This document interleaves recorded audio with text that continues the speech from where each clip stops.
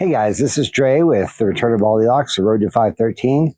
I just posted a video about a big groundfall that I had back in 1994. And recently my mother was visiting and she was a big part of that. So I interviewed her on the show just to kind of get her 2 cents. Like, what was that like from her viewpoint? Almost losing a son. And then she had to help a lot around get me to doctor's office visits and helping me with all the things. So anyway, here's that video, and then I'll meet you back here when that's done and we'll talk more. All right. Hey guys, Dre here with The Return of Goldilocks, The Road to 513. And it's a little windy out here today, so I hope it's not too affecting on the microphones. Anyway, I have my first guest on my little YouTube channel here. This is my mother, Sue Bullard. My mom, I don't think she likes me when I call her mother either. But we're going to kind of be talking about, I had a big groundfall in 1994. I fell about 60 feet, hit the ground at this crazy little climbing area in Oklahoma, and I had a lot of injuries due to that. And I'll discuss those in a later section of the show. But for now, I just kind of wanted to kind of get some of her 2 cents on what happened and what was happening when it was happening. So we'll start there. So that was in 1994. Or no, 96. 95 or 96. 96, yeah. I think. Yeah. It was on a Sunday afternoon, and you were...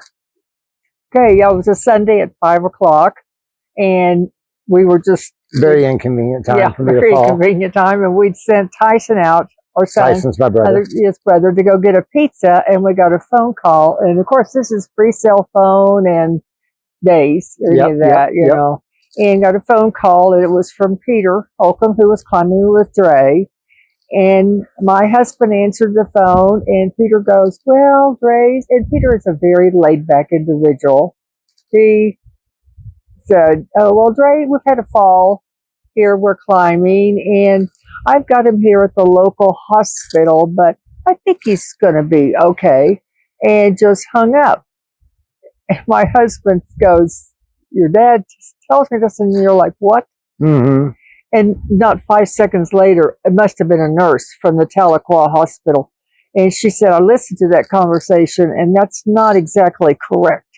He is in extremely serious condition." And she said, and we were in Oklahoma City, and she said, "You need to start out now and drive to the Tulsa hospital." And I was like, you're like, "What?" She said, "There's just multiple injuries. He's going to be metaphlighted." And I was like, "Can they not bring him to Oklahoma City?" She goes, "No, Tulsa is closer." And that's when you're like, wow. So we quickly threw in some clothes in a suitcase.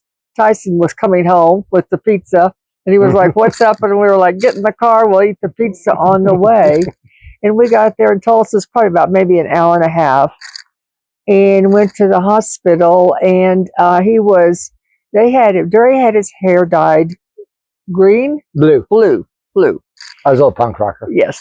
And the nurses he's the nicest patient we've ever had with blue hair, because he was always still polite. And they couldn't give him any pain medication because he had internal bleeding and numerous other injuries that we didn't even know about. And so anyway, they were taking him into surgery, and then it was pretty late that night. They brought him out. I wanted to go ahead and spend the night with him, but they said no. So we went to a hotel and then came back the next day, and kind of from there, he was there at least a week.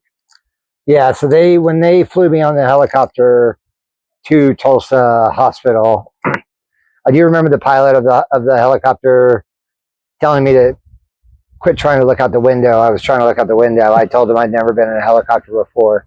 He said, "Just try to relax, man. You don't need to look out the window." But when they got us there, they wheeled me like right into emergency surgery. I had exploded my elbow, basically. Later found out 3 vertebrae were fractured. And then I had severed my right patellar tendon as well. That was cut in half and kind of sticking out of my leg at the scene of the crime, as it were.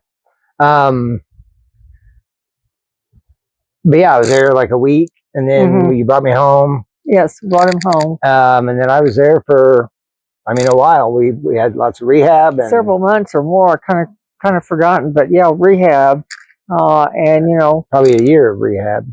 Yeah, and he couldn't drive. We were both working full time, and so anyway, had plenty of friends come over and help out, watch me, and drive me to doctor's appointments. My grandparents, and so we had to leave him. Like I said, that was Sunday, so I think we maybe left Monday to go back to Oklahoma City, and then my parents went up to see you in between. Yep.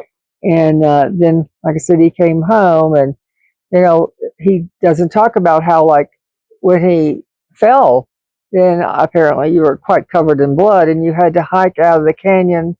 Yep. How far? That was about a quarter mile. Yeah.